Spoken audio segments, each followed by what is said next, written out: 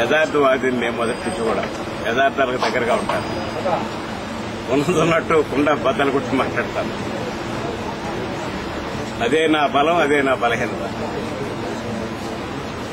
వాస్తవాలు నిజం నిలకడగా తెలుస్తుందంటారు. కొంతమందికి పరికరం. మనం అబద్దం చెప్తే అది అబద్దం అని తెలిస్తే మనకి ఇబ్బంది ఏమన్నటువంటి ఆలోచన నాకు చిన్నతనం నుంచి. అంత తప్పు ఇంకోటి కాదు. అవసరం కూడా అబద్దాలు చెప్పాల్సిన అవసరం కూడా నా జీవితానికి లేదు. ఏది ఏమైనా తిరుపతి పట్టణానికి నేను కూడా అందరిలాగే జీవిస్తామని వచ్చాను. భగవంతుని సన్నిధానంలో కలిగిపోయిపోతాను. ఆయన ఆశీర్వదించాడు, ప్రజలు ఆదరించారు, సేవ చేసే అవకాశం ఇచ్చారు. నేను ఒకటే మీ ద్వారా తిరుపతిలో ఉన్నటువంటి యావత్ ప్రజానీకానికి, సోదర సోదరీమణులకి, నా మిత్రులకి, నా శ్రేయోభిలాషులకి పేరు పేరున నేను కృతజ్ఞతలు తెలుపుతున్నా. నా జీవితకాలంలో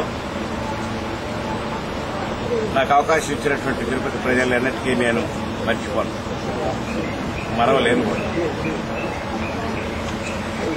ఎప్పటికీ మీకు అందుబాటులో ఉంటానని, ఒక మంచిని ఈ పట్టణంలో అందించేదానికి, భగవంతుని సన్నిధానంలో వస్తున్నటువంటి యాత్రికుల్ని ఆదరించేదానికి, వాళ్ళ ఆదరణ పొందేదానికి, భగవంతుని సేవకుడుగా పనిచేసేదానికి, నాకు వచ్చినటువంటి శక్తిని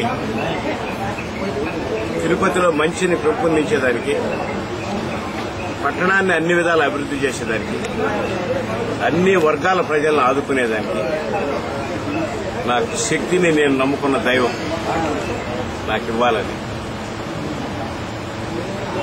భగవంతుని శక్తితో ఒక మంచి వాతావరణాన్ని పెరుగుతున్నటువంటి పట్టణంలో తీసుకొచ్చేదానికి నా వంతు నేను పనిచేసేటటువంటి శక్తిని కూడా నేను నమ్ముకున్న దైవం నాకు ఇవ్వాల్సిందిగా భగవంతుని నా జన్మదిన సందర్భంగా భగవంతుని ఒకే ఒక ప్రార్థన నాది.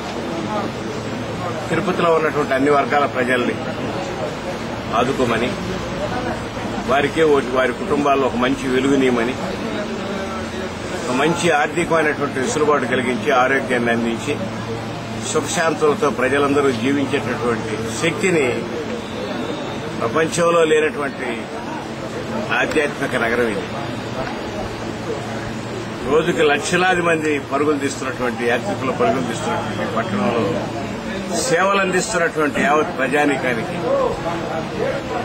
భగవంతుడు తోడుగా ఉండాలని, శ్రీనివాసుడు అండగా ఉండాలని, అన్ని విధాలా వాళ్ళని ఆదుకోవాలని, ఆరోగ్యాన్ని అందించాలని, సంపదని వారికి ఇబ్బంది లేకుండా చూడాలని కూడా నేను భగవంతుని తిరుపతి ప్రజల తరఫున బాగా ప్రార్థిస్తూ, మీలో ఒకటిగా ఈ చదలవాడు ఎప్పటికీ ఏనాటికి ఉంటాడని, ధర్మం కోసం, ధర్మాన్ని కాపాడే దానికోసం ఈ ధర్మక్షేత్రంలో నా వంతు నేను మీతో కలిసి పనిచేసేదానికి, ఎప్పుడు మీకు దగ్గరగా ఉండేదానికి నేను తప్పకుండా కృషి చేస్తానని ఈ సందర్భంగా, ఈ జన్మదిన సందర్భంగా తిరుపతి ప్రజలందరూ కూడా హృదయపూర్వకంగా నేను మనవి చేస్తాను.